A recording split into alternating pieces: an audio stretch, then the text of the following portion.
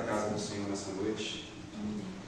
Realmente, bem frio, por nossos padrões aqui. Está praticamente nevando hoje aqui em Guarapari. Mas, graças a Deus que Deus me dá a oportunidade de estar na casa dele. Certamente, com certeza, outras pessoas gostariam de ter esse privilégio que nós temos e não podem ter. Mas Deus nos deu. Então, gostaria de agradecer a Deus por você estar aqui, e que Deus possa falar aos nossos corações. Nós já cantamos ao Senhor, nós já rendemos louvores a Ele, nós já ouvimos a voz dEle, nós já ouvimos o Senhor falando conosco, desde o primeiro momento em que lemos aqui juntos a palavra dEle. E eu tenho certeza que Ele vai continuar falando. Queridos, nós vamos começar a partir desse domingo, uma exposição no livro de Abacuque.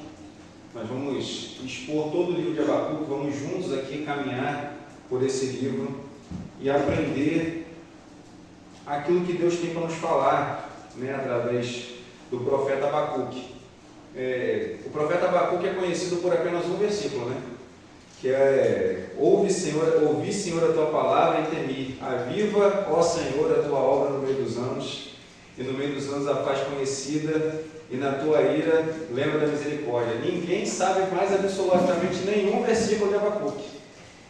Abacuque talvez seja um dos livros que poucas pessoas leem, mas nós agora aqui, estudando ele, lendo sobre ele, nós vimos o tamanho do conteúdo que Abacuque tem para nos oferecer. O quanto que Abacuque tem a falar aos nossos corações e principalmente o quanto que esse livro tem uma mensagem para os nossos dias, para o momento em que nós vivemos, não apenas aqui no Brasil, mas em outros lugares do mundo também.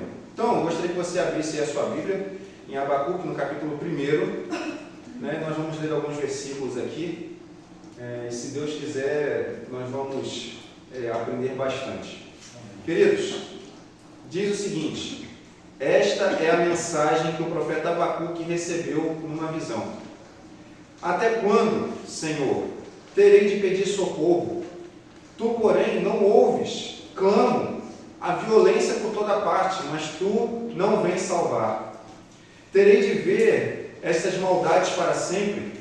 Por que preciso assistir a tanta opressão? Para qualquer lugar que olho, vejo destruição e violência. Estou cercado de pessoas que discutem e brigam o tempo todo. A lei está amortecida e não se faz mais justiça nos tribunais. Os perversos são mais numerosos que os justos, e com isso a justiça é corrompida. Versículo 5. Observem as nações ao redor, olhem e admirem-se, pois faço algo em seus dias, algo em que vocês não acreditarão, mesmo que alguém lhes contasse. Estou levantando os babilônios, um povo cruel e violento. Eles marcharão por todo o mundo e conquistarão outras terras. São conhecidos por sua crueldade e decidem por si mesmos o que é certo.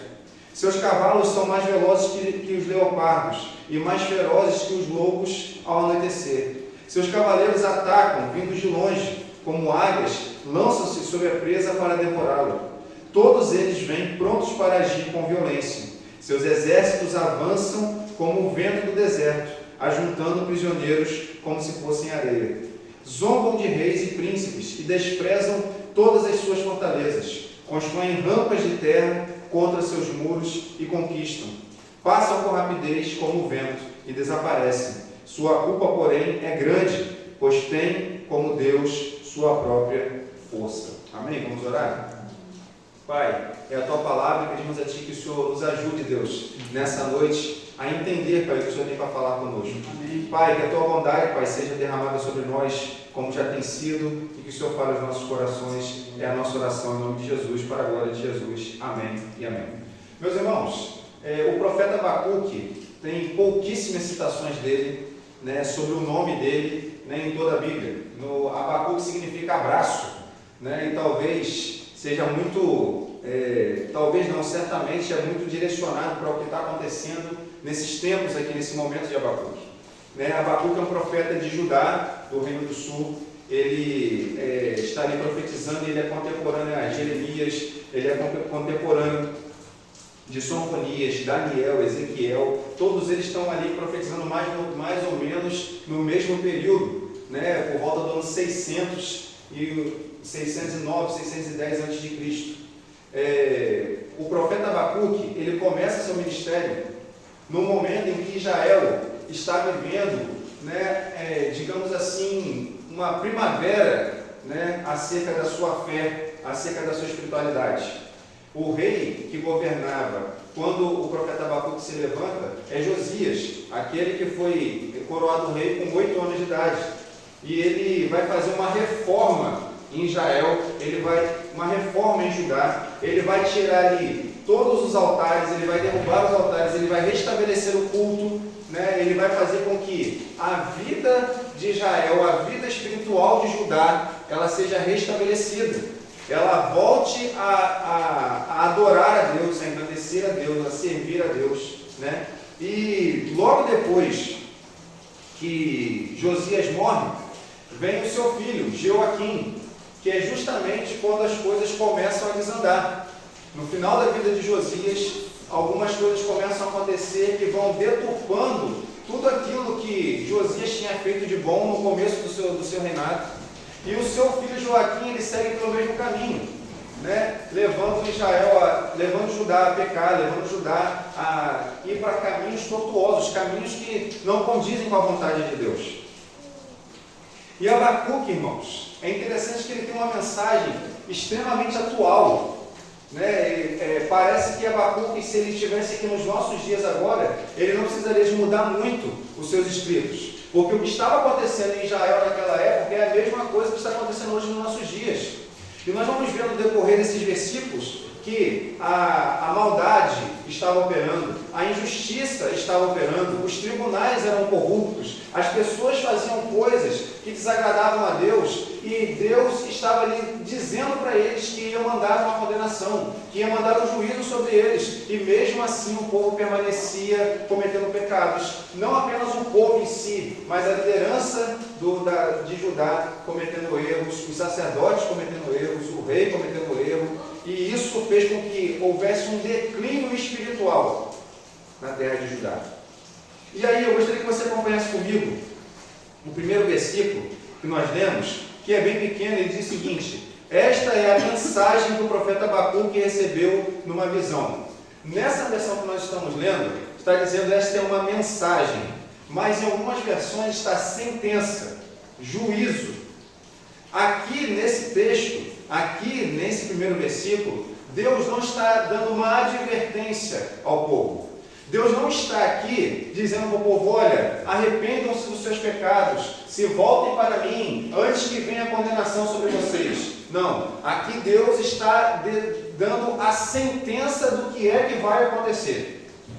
Deus aqui está estabelecendo: olha, vocês serão subjugados, vocês serão levados cativos. E é interessante que quando você vai pegar o texto de Jeremias, que é contemporâneo aqui a Abacuque, tem uma coisa muito interessante, irmãos. Jeremias capítulo 3, versículo 11 e 13, Deus ainda está dando uma palavra a Jeremias de advertência ao povo. E no texto ali do capítulo 3, Deus está dizendo assim: olha, Israel, o reino do norte, se corrompeu, se adulterou contra mim e serve a outros deuses, e você, Judá, não faça, não ande, não caminhe na mesma direção que o reino do norte, não caminhe na mesma direção que Israel caminhou. E aqui, só para poder abrir um parênteses para os irmãos entenderem que eu estou falando de Israel e Judá, aqui nós já temos o reino dividido. Né? Salomão, depois que morre, o reino é dividido, ficam as tribos do sul, que compete a Judá, e as tribos do norte, né? Que vai estar ali Samaria, a capital vai ser Samaria e tal. Então, nós temos 2 reis aqui agora, em Israel como um todo. Né? E aí o que acontece? O reino do norte pecou contra o Senhor. O reino do norte se afastou de Deus. O reino do norte, ele abandonou os caminhos do Senhor. E Deus enviou os assírios para subjugar eles. E não apenas subjugar, mas os levar cativo. Então o reino do norte foi levado cativo por causa do adultério espiritual que estava cometendo. Por estar indo contra a vontade de Deus, fazendo aquilo que desagradava ao Senhor. E Jeremias, que também é um profeta de Judá, também é um profeta do reino do sul, está dizendo, olha, não faça isso. Judá, não caminhe na mesma direção que Israel. Não vá na mesma direção que seus irmãos. Não faça isso. E a gente sabe que o profeta Jeremias foi um profeta que foi muito dedicado ao seu ministério. E quantas vezes nós já lemos e já ouvimos do quantas lágrimas que Jeremias ele derramou em prol daquele povo. Só que quando Abacuque vem para poder trazer a mensagem, não tem mais sinal de alerta, não tem mais sinal de repreensão, não tem mais sinal de advertência. Muito pelo contrário, Deus já estabeleceu o que iria acontecer. O povo não se arrependeu, muito pelo contrário. Os profetas que vieram antes de Abacuque, todos eles foram mortos por esse povo que inclinou seu coração em fazer o mal, que inclinou a sua mente em fazer aquilo que não agradava a Deus. Nós temos Isaías sendo cerrado ao meio, nós temos Jeremias sendo apedrejado, nós temos tantos outros profetas que vieram, trouxeram a palavra de Deus, e o povo não voltou com seu coração de agradar ao Senhor. Então Deus determina aqui a sentença. Deus aqui determina para aquele povo de que não haveria mais, agora, da parte dele, uma volta atrás. Que o povo seria sim subjugado, a sentença estava dada. E é interessante que o primeiro versículo, ele vai fazer isso. Essa é a sentença que o profeta Abacuque recebeu numa visão.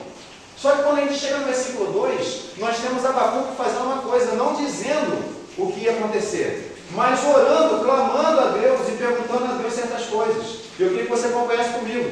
O versículo 2 ele diz o seguinte: Abacuque, falando com o Senhor, orando ao Senhor: até quando, Senhor, terei de pedir socorro? Tu, porém, não ouves. Clamo a violência por toda parte, mas tu não vem salvar. E é interessante aqui que o profeta questiona a Deus em respeito, ele questiona a Deus em oração, mas ele entende que a única pessoa, o único ser que pode salvar Israel do seu estado de calamidade, do seu estado de pecado, é o próprio Deus. Não existe outra solução para o povo de Judá, não existe outra solução para aquele povo, a não ser se voltar para Deus e esperar a salvação que só pode vir do Senhor. O profeta aqui, ele está no meio daquela cidade, ele está vendo o povo pecando, ele está vendo o povo fazendo coisas erradas, ele está falando da mensagem, ele está dizendo, olha, os profetas vieram, eles falaram da parte de Deus, nós vamos ser condenados, nós estamos sendo condenados, os babilônios vão vir, vão nos levar cativos, nós precisamos nos arrepender. Mas mesmo assim o povo continuava nos seus caminhos tortuosos. Ele diz, até quando, Senhor, terei que pedir socorro? Veja bem, meus irmãos, nós vivemos um tempo hoje aqui, Brasil, 2023, agosto, final de agosto, em que é necessário que a igreja clame ao Senhor, é necessário que a igreja busque a Deus. E por que é necessário que a igreja busque a Deus? Porque da mesma maneira que foi no tempo de Abacuque, no tempo desses profetas que eu acabei de citar para os irmãos, nós vivemos também um tempo de violência. Nós vivemos também um tempo de desolação. Nós vivemos também um tempo em que as pessoas são mais, que as pessoas inclinam seu coração para aquilo que não agrada a Deus, inclinam seu coração para aquilo que não alegra ao coração do Senhor. Mas o problema é que nós, enquanto cristãos, enquanto profetas de Deus nessa terra, enquanto pessoas que estão aqui para não profetizar como os profetas do Velho Testamento, mas para profetizar a palavra de Deus, levar o ensinamento das Escrituras, nós estamos aqui nesse tempo. Nós precisamos começar a orar ao Senhor e dizer, Senhor, até quando isso vai acontecer? Até quando, Senhor, nós clamaremos por socorro? Nós temos visto que o mundo caminha a passos largos para todo tipo de perdição, para todo tipo de porfia, para todo tipo de coisa que desagrada a Deus. E muitas vezes nós aqui, enquanto cristãos, nós aqui, detentores da profecia, da palavra de Deus, nós não temos orado ao Senhor e perguntado, Senhor, vem em nosso socorro, porque só o Senhor pode nos salvar. Nós temos visto aqui o profeta sabendo que não tinha volta, sabendo que Deus ia derramar juízo sobre Judá. Mas ele cria no seu coração de que o único que era poderoso para salvar aquele povo era o próprio Deus. O Deus que deu a sentença era o único Deus que podia livrar aquele povo daquela situação. Porque, meus irmãos, não existe nenhum reino, não existe nenhum homem, não existe nenhuma autoridade que possa tirar alguém da mão do Senhor.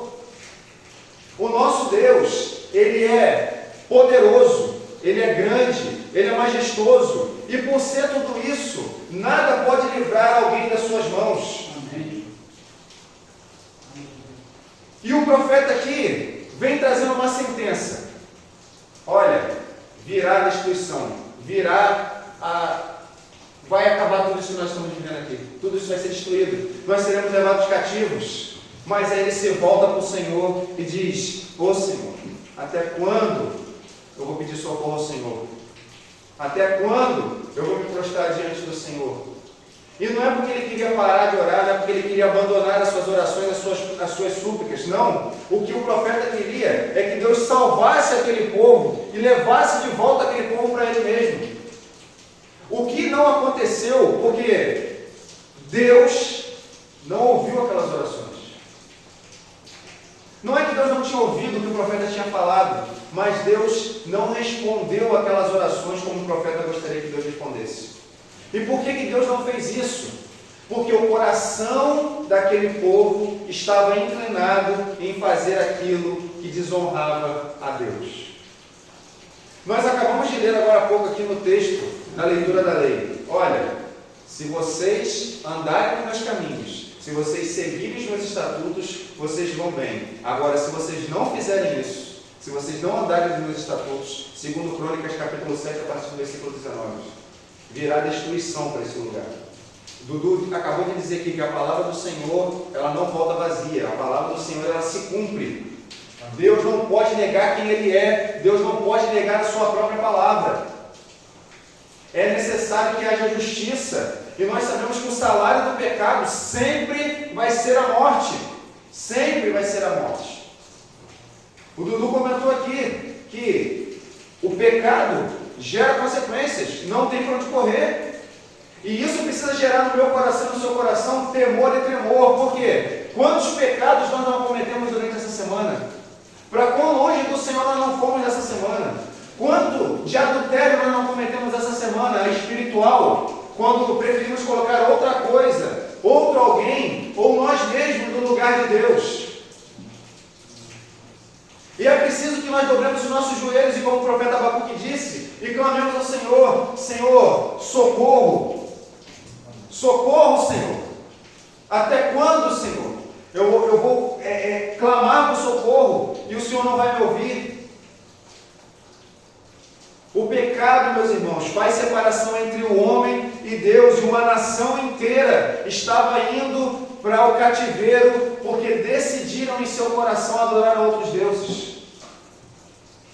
Decidiram em seu coração não honrar aquele Deus que, como o texto de 2 Crônicas diz, os tirou da terra do Egito com poder, os colocou numa terra que manava leite e mel, que mana leite e mel, e mesmo assim a decisão deles foi permanecer com seu coração endurecido, adorando outros deuses. O profeta continua: terei de ver estas maldades para sempre. Por que precisa assistir a tanta opressão?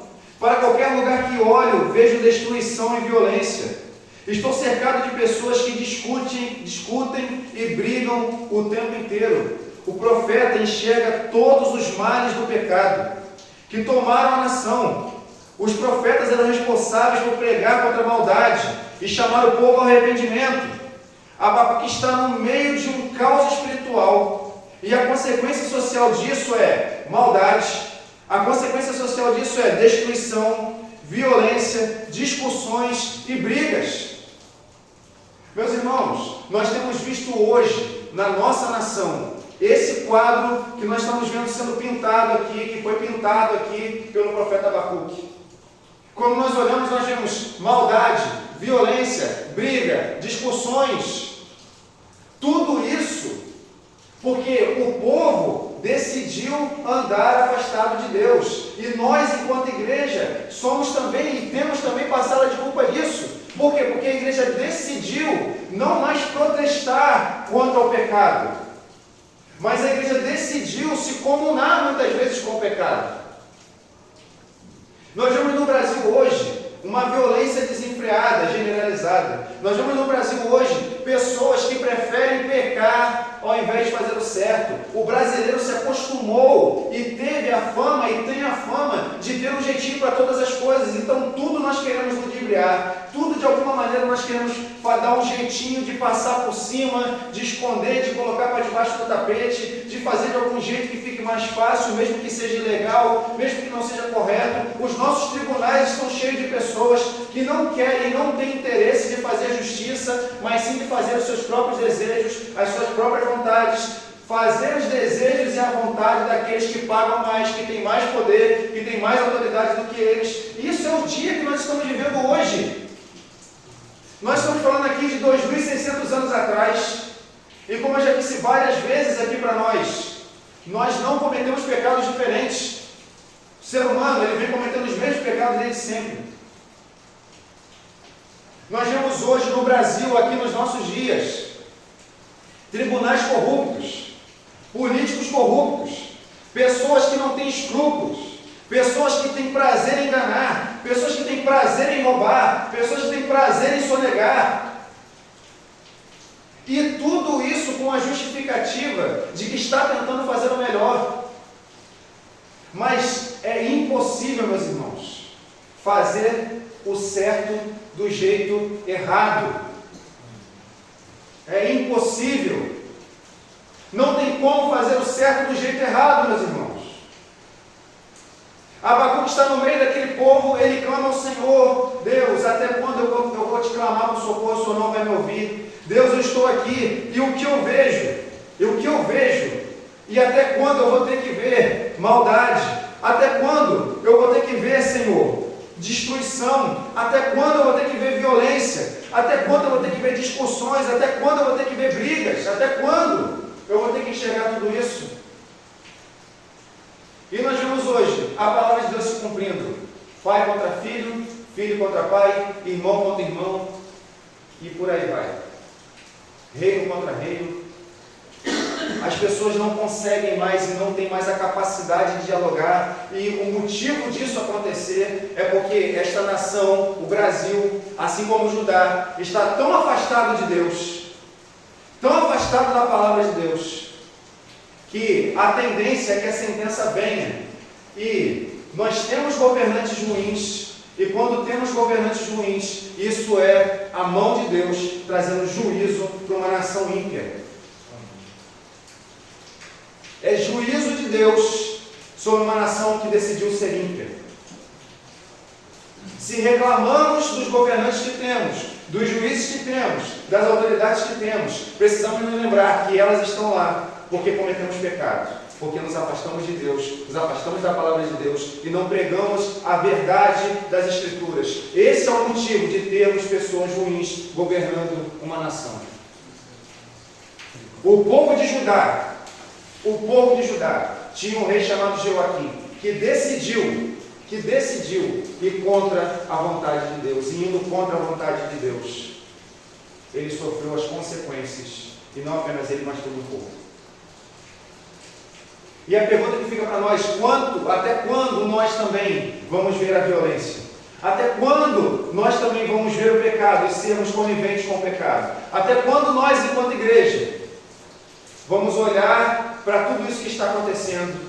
Ah, pastor Thiago, você quer que nós peguemos uma bandeira e que nós vamos lá para a rua, e que nós fechemos a rua? Não, meu irmão, minha irmã, eu não estou dizendo para você fazer isso, eu não estou dizendo para você sair numa carreata, numa passeata, não. Porque às vezes nós queremos fazer tantas coisas que, em vez de sermos profetas, queremos ser revolucionários, e não é isso que a Bíblia nos chama para ser. A Bíblia nos chama para ser semelhantes à imagem do Filho de Deus. E o Filho de Deus, ele não veio para ser um revolucionário, ele veio para dar a sua vida por amor de muitos. E nós damos a nossa vida quando pregamos com sinceridade, com verdade, a palavra daquele que nos enviou.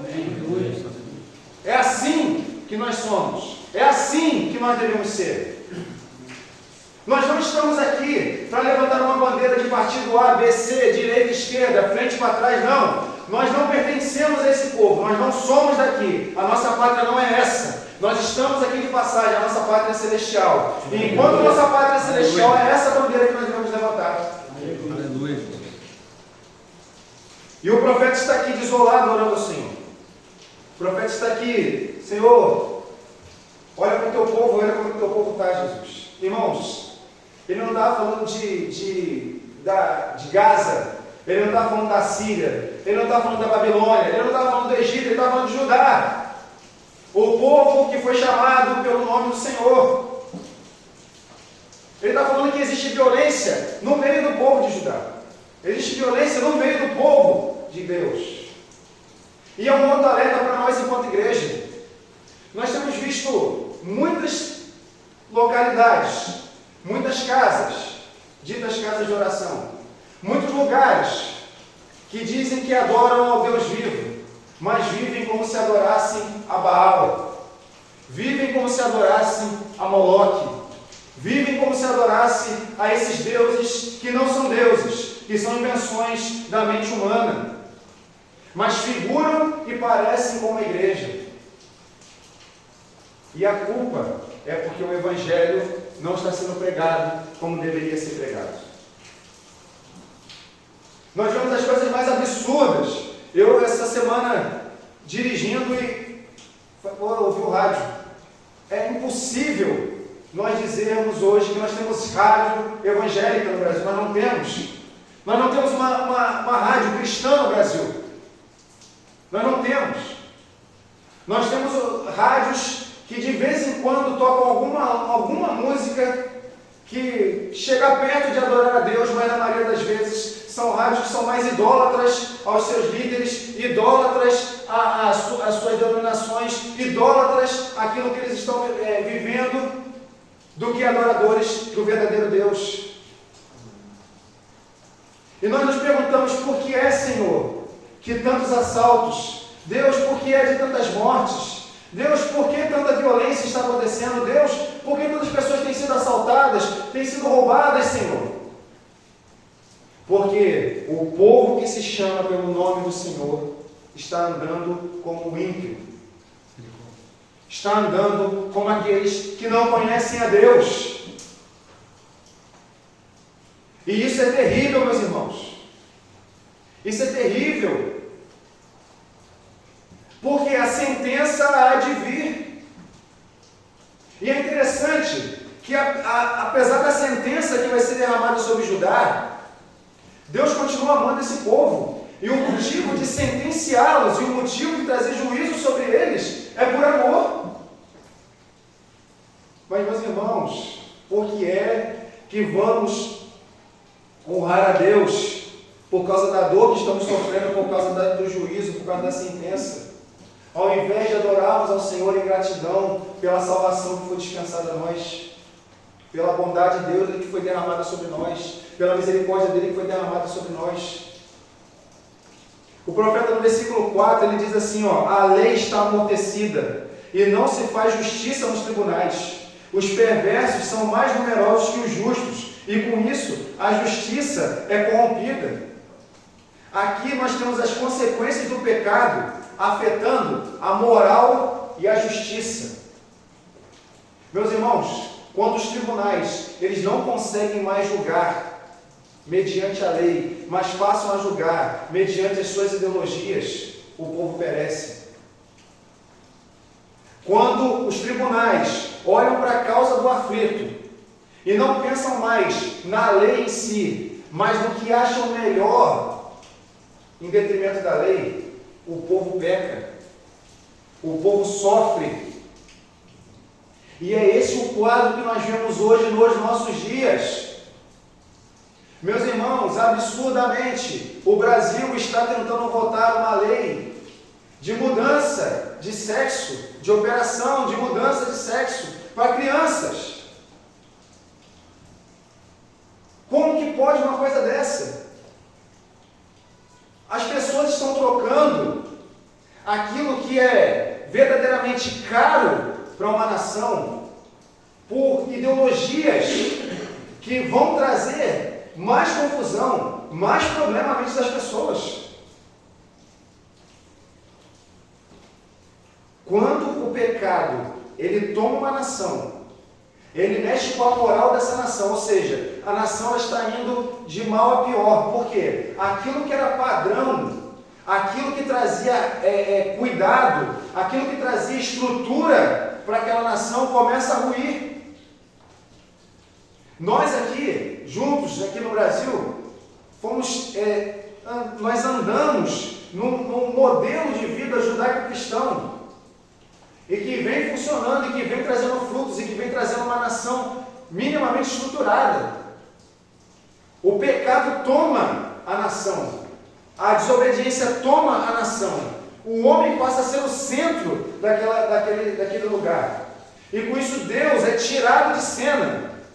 Deus sendo tirado de cena, tudo aquilo que corresponde a Deus precisa ser tirado também. E é aí que começam os problemas.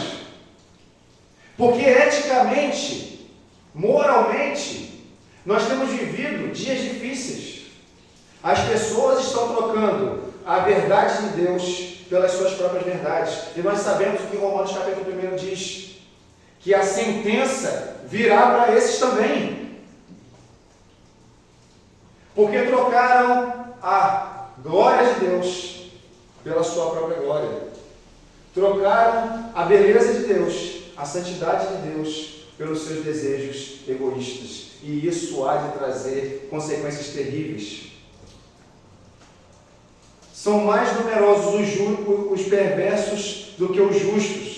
E muitas vezes nós oramos e falamos, Senhor, como pode o ímpio, aquele que não te ama, aquele que não te conhece, aquele que não vive com o Senhor, prosperar e o justo padecer? Nós precisamos nos lembrar, meus irmãos, que essa vida em que nós vivemos aqui é a menor parte da nossa história. Nós precisamos nos lembrar que depois dessa realidade, nós temos uma eternidade. E nós precisamos nos lembrar que nós estamos aqui e nós devemos ser justos, nós devemos ser santos assim como Ele é santo, porque nós teremos uma eternidade junto com Ele. E se nós não conseguimos olhar para Ele com um olhar de amor, recebendo dEle essa graça maravilhosa, lutando contra nós mesmos, lutando contra os nossos pecados, para ter uma vida de santidade, é impossível que passemos uma eternidade com Ele.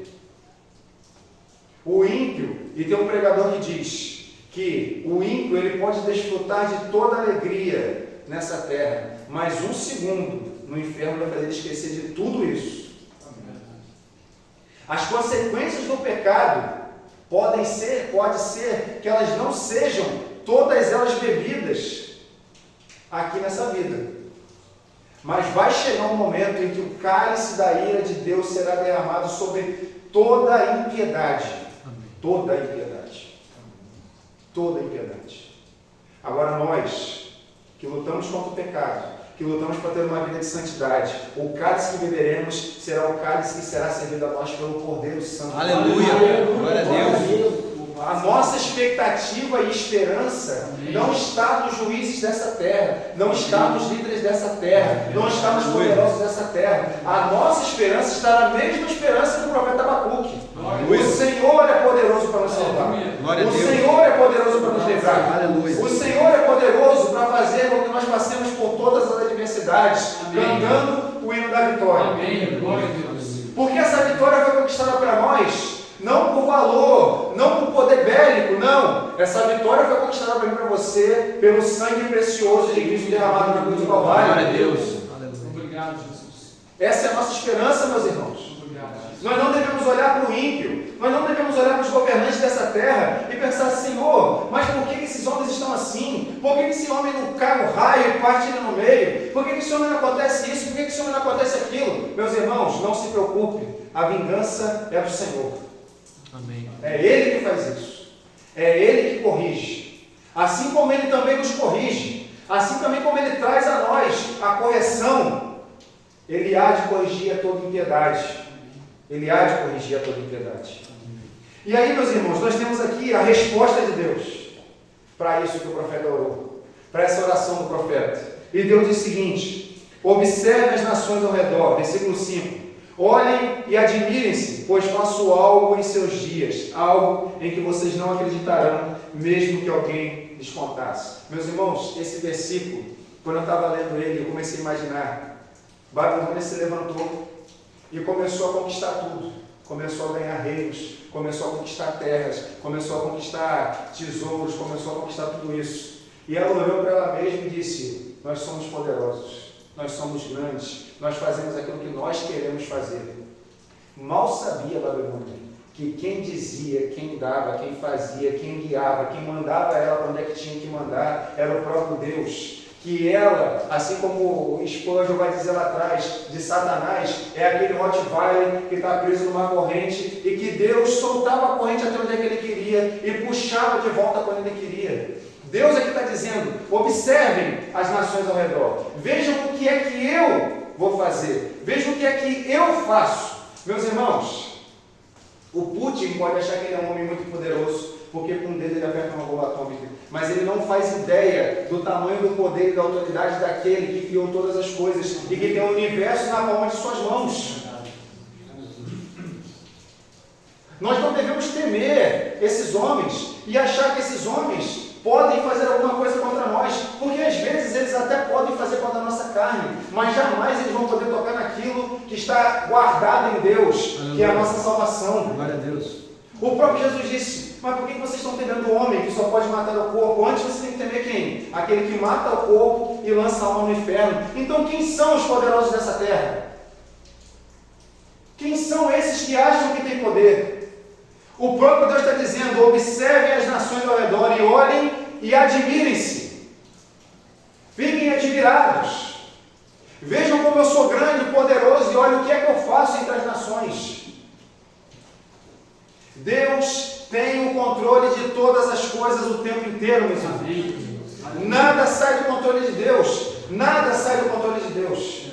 Não se engane, não ache que se alguma coisa acontecer, Deus foi pego de surpresa. Não. O plano glorioso do Senhor há de se cumprir. Queira eu, queira você, queira os poderosos, não queiram eles. Aleluia. Deus há de cumprir os seus propósitos. E o final desse propósito é a sua glória.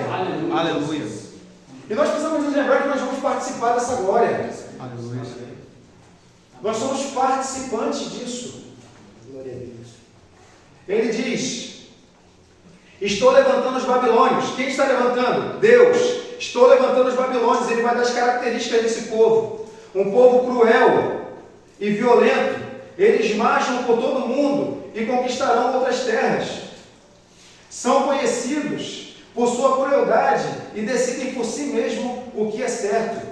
Deus aqui está mostrando para Israel, está falando para Judá, quem é que escolheu para trazer juízo sobre as nações. Deus aqui está dizendo: olha, eu levantei a Babilônia. Porque, irmãos, nós precisamos entender que, apesar de não ter internet naquela época, as pessoas sabiam o que acontecia.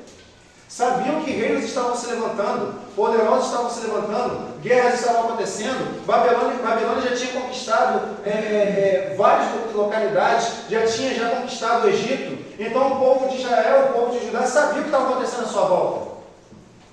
E aí Deus aponta para aquele povo e diz: olha, observe as nações que estão indo lá de fora. Observe as nações aí em volta. Fiquem admirados. Quem está levantando eles sou eu. Eles não têm poder neles mesmos. Eles não têm poder neles mesmos. Eu estou levantando para trazer juízo às nações. Deus levantou Babilônia. Ele dá as características para o povo de Judá. Olha, Judá, sabe como é que eles são? Eles são violentos, eles são cruéis. Eles fazem aquilo que dá na telha deles contra aqueles que são derrotados. Meus irmãos, é interessante que Deus ele traz avisos e ele traz aqui a direção para aquele povo. E ele olha para aquele povo e aquele povo ouve essa notícia, ouve essa sentença e persiste em pecar. O coração duro, o coração de pedra, não quer se voltar para Deus.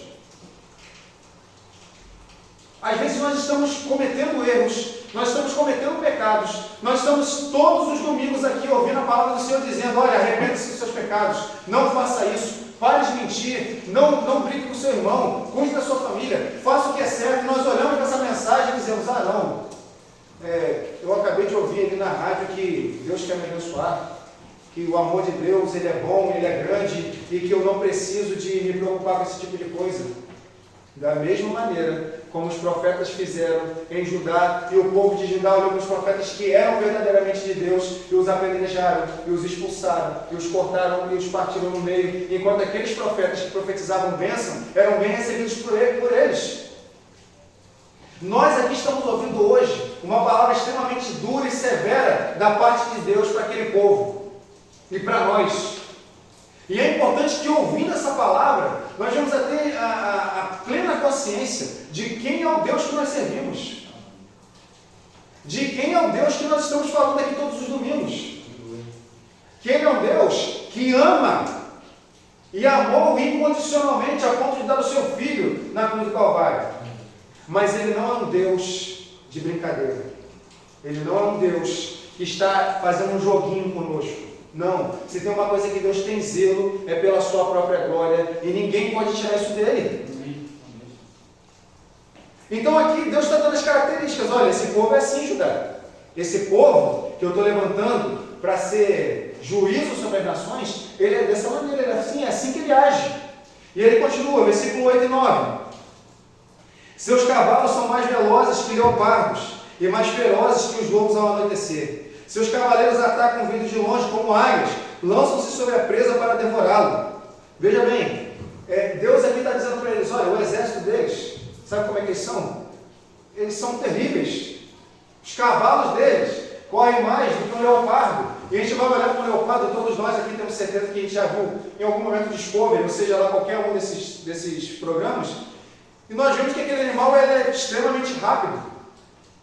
Mas o que acontece é que o exército de Babilônia, eles não vinham fazendo cera naquilo que eles estavam querendo fazer. Se eles vinham para dominar, eles vinham e eles acabavam com tudo. Eles varriam tudo e era da noite para o dia. E Deus está apontando para Judá e está dizendo, é assim que eles vão vir contra vocês, por causa do seu pecado. É dessa maneira, como o lobo feroz, é assim que eles vão chegar. No versículo 10, ele diz, zombam de reis e príncipes e desprezam todas as suas fortalezas, constroem rampas de terra contra seus muros e os conquistam. Eles não se preocupavam com a honraria, com a moral daqueles que eram seus subjugados. Muito pelo contrário, eles entravam e eles destruíam tudo, e eles pegavam tudo, e eles derrubavam todos os seus locais de culto, e eles subjugavam os seus reis, e eles levavam os seus príncipes, como escravos, e eles faziam coisas terríveis com aqueles que não queriam ser subjugados a eles. E no versículo 11 ele diz, passam com rapidez, como o vento, e desaparecem. Sua culpa, porém, é grande, pois tem como Deus sua própria força. Então aqui é uma coisa muito interessante no versículo 11. Deus diz o seguinte, eu estou levantando esses homens para poder fazer juízo sobre todas as nações, mas eles são culpados. Eles são culpados. Eu estou levantando um povo ruim, eu estou dando condição desse povo ruim ser aquele que vai fazer e operar a minha justiça sobre as nações, mas eles não vão escapar ilesos. Eles são culpados dos seus pecados. Eles são culpados de toda a sua impiedade. E aqui Deus no versículo 11 já está dizendo, olha, eles vão vir e vão fazer tudo isso, mas a espada virá sobre eles. O juízo também virá sobre eles. Nós temos de lembrar, meus irmãos, que Deus, Ele usa o ímpio até para nos abençoar. E às vezes também para fazer aquilo que é necessário para que sejamos corrigidos. Isso não mudou. As pessoas falam tanto do problema do mal. Se Deus é bom, por que há tanto mal nessa terra?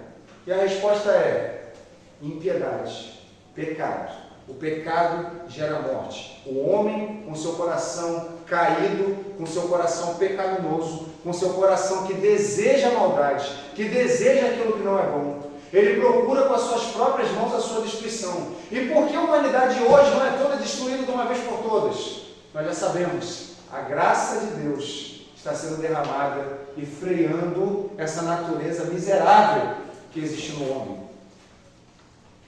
Deus aqui diz para o povo de Judá: olha, esses homens vão vir, eles são desse jeito, eles são cruéis, eles são maus e eles são culpados disso tudo. A conclusão, meus irmãos, é: o juiz, o verdadeiro juiz, o santo juiz, ele virá sobre toda a iniquidade, toda ela, toda. Deus é justo e não tolera injustiça. Deus não tolera injustiça. Andar nos seus caminhos em retidão e santidade, livra seu povo da correção. Deus dá o alerta, como lemos lá em 2 Crônicas, no capítulo 7, versículos 19 e 22. Lutemos não apenas para termos uma vida justa diante de Deus, mas sejamos proclamadores da palavra de Deus, para que haja misericórdia também sobre a nossa nação, sobre o nosso tempo. E que Deus, Ele faça em nós e através de nós a sua boa, perfeita e agradável vontade. E que a justiça de Deus, a justiça de Deus sempre prevalece. Sempre vai prevalecer. Nada pode parar a justiça do Todo-Poderoso. Nada pode fazer com que Ele cumpra aquilo que Ele se propôs a cumprir. E nós, enquanto igreja, devemos orar sim. Orar como Abacuque orou, dizendo: Senhor, tem misericórdia. Senhor, tem piedade. Senhor, olha a maldade que está nessa terra. Olha a maldade, Senhor, que está sendo derramada sobre o seu lugar. Só que existe uma diferença entre nós e Abacuque. Nós sabemos que esse tempo, ele está acabando. Nós sabemos que esse tempo que nós estamos vivendo de maldade, esse tempo que nós estamos vivendo de impiedade, de justiça corrupta, ele vai acabar. E quando que ele vai acabar? No dia em que, nas nuvens do céu, o Filho do Homem vir com poder e glória, e não vir mais para salvar, mas vir para julgar toda a impiedade, todas as nações, e salvar os seus, aquele que ele escolheu e que chamou pelo seu nome. E nós vamos juntos participar, junto com ele, desse grande dia, sabendo que naquele grande dia, meus irmãos, nós iremos glorificar a Deus por toda a justiça que Ele operou em nós e através de nós. Amém? Vamos orar? Senhor, obrigado, Deus. Obrigado, Deus, porque o Senhor é um Deus santo. O Senhor continua sendo santo de eternidade a eternidade. O Senhor continua sendo justo de eternidade a eternidade. E, Pai, que a Tua palavra, Senhor, seja um alerta, um despertar para todos nós, Senhor. Que a Tua palavra, Senhor, seja aquela palavra viva e eficaz, como a Tua palavra diz. Que ela venha cortar e venha dividir, Senhor. E venha arrancar de nós, Senhor, a impiedade, Senhor, a iniquidade, o pecado. E venha fazer com que nós venhamos a olhar para Ti, Senhor, e enxergar a Ti justiça verdadeira, bondade verdadeira, amor verdadeiro, que só o Senhor pode, Pai, nos dar, meu Deus. Pai, não permita que nossos olhos venham estar fixos nos acontecimentos desta terra, mas que nós olhemos para tudo isso e venhamos a saber, Deus, que tudo que está acontecendo, Pai, é para que se cumpra a Tua palavra, e que tudo que está acontecendo está no lugar que sempre esteve, na palma de Tuas mãos, no controle que só o Senhor tem. Meu Deus, cuida de nós, é a nossa oração em nome de Jesus. Amém e amém, Jesus. Graças a Deus.